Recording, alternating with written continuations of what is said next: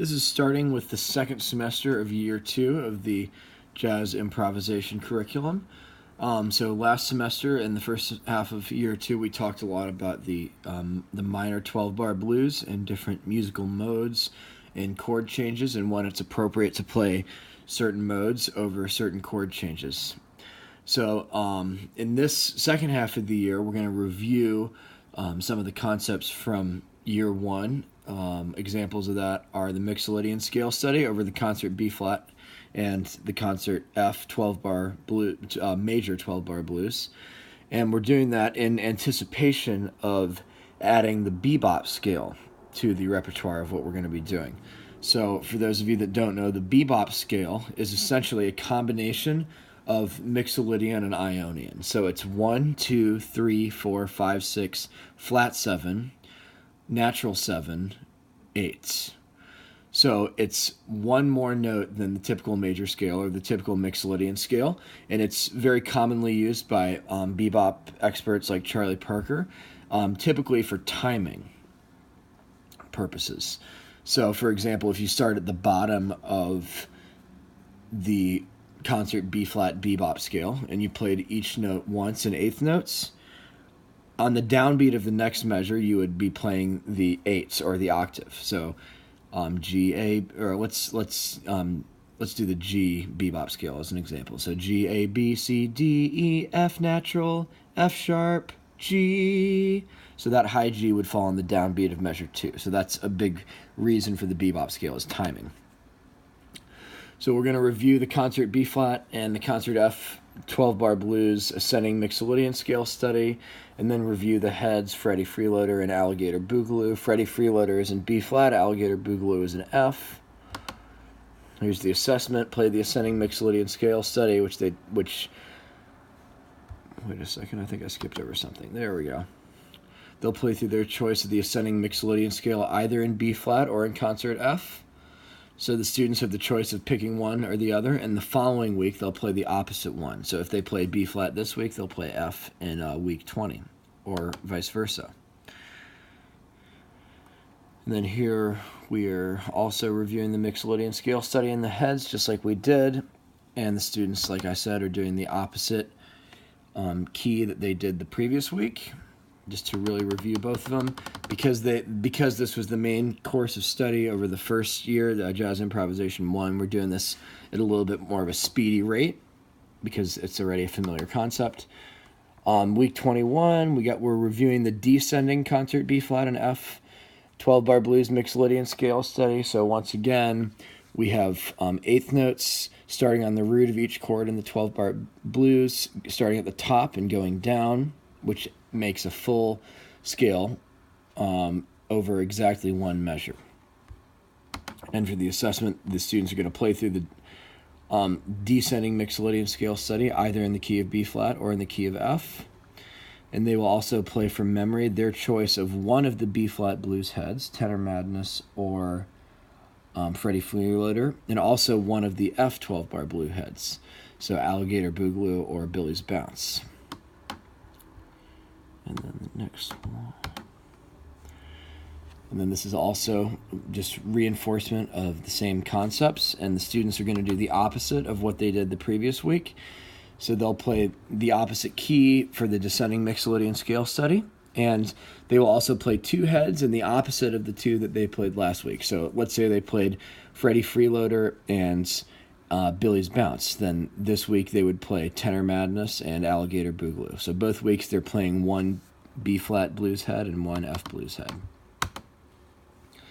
Week 23, we're going to review the combination of ascending and descending motion using Mixolydian scales. This is very important for the bebop scale study because the bebop scale study also includes the combination of ascending and descending motion.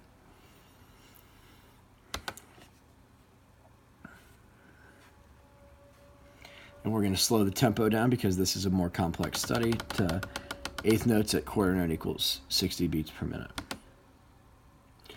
So not until, 5 weeks, 6 weeks? Yeah, 5 weeks into the semester are we actually introducing the term bebop scale. And with that, we're going to introduce the term chromaticism, because the bebop scale has a chromatic element. It's basically the Mixolydian scale with a chromatic passing tone, which is the natural F, for the purpose of timing, so that the octave lands on beat 1 of the following measure. So in order to do this, we're going to review Ionian mode and we're going to review Mixolydian mode side by side, and then we're going to introduce the term bebop scale and discuss that bebop scale is a combination of these two modes, Ionian and Mixolydian. And we'll write out the B-flat bebop scale on the board, and then students are going to play through that, and they're also going to play through the chromatic scale starting on B-flat, just because the concept of bebopism is similar to chromaticism, and it includes chromatic elements. For an assessment, students are going to play the concert B-flat bebop scale from memory in eighth notes at quarter note equals 20 beats per minute. So just the concert B-flat bebop scale, not a full scale study with all 3 chords from the concert B-flat 12-bar blues. Week 25. So we're reviewing the B-flat bebop scale, which students were assessed on last week, and we're adding the 4-chord and the 5-chord of the concert B-flat 12-bar blues, which are E-flat and F. So to ensure the understanding of the concept of the bebop scale and how it is built up on using tones and pitches, we're going to have the students write out the E-flat and F bebop scales by using the written out B-flat bebop scale as a frame of reference. And then students are going to play through, students will play through the concert B-flat 12-bar blues bebop scale. Odd-numbered measures start at the bottom and go up. Even-numbered measures go at the start at the top and go down. So the difference between this and the alternating ascending-descending Mixolydian scale study is that you don't have to repeat the top note. In the alternating ascending-descending scale study, it was da ba da ba da ba da da da da da da da da. Because we have an extra pitch here, the 8 or the high octave does not appear until the downbeat of the following measure, which means that we do not have to repeat that pitch. So I'm not going to ask the students to do this from memory because it's more complicated. Students are going to play through the concert B-flat 12-bar blues bebop scale study, including the B-flat bebop scale, E-flat bebop scale, and F bebop scale, with the backing track, of course. So now we're going to go the opposite direction. So we're going to start at the top and go down. So it'll be like this: 8, natural 7, flat 7, 6, 5, 4, 3, 2, and then the beginning of the following measure is 1, 2, 3, 4, 5, 6, flat 7, natural 7, 1. And we're going to start just by playing through all 3 of the bebop scales separately at the top and going down, just to really review the pitches for all 3 of those and the differences between the pitches. And as an assessment, they're going to play through the concert B-flat blues descending bebop scale study in eighth notes at quarter note equals 60. And now we are going to introduce the bebop scale study in concert F. You might notice there are a lot of parallels in my structure of this curriculum. So learning everything in B flat, and then using the same sequence in F, and just the same sequence of instruction, starting with ascending, then descending, then alternating. So play through the concert F, B flat, and C bebop scales as a check for understanding. We'll have students label all 3 of the chords in the concert F 12-bar blues.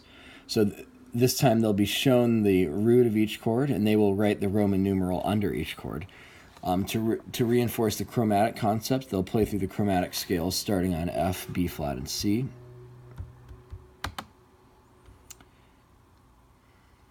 And here's where they're playing the bebop scales separately, not within chord changes, but they're just playing them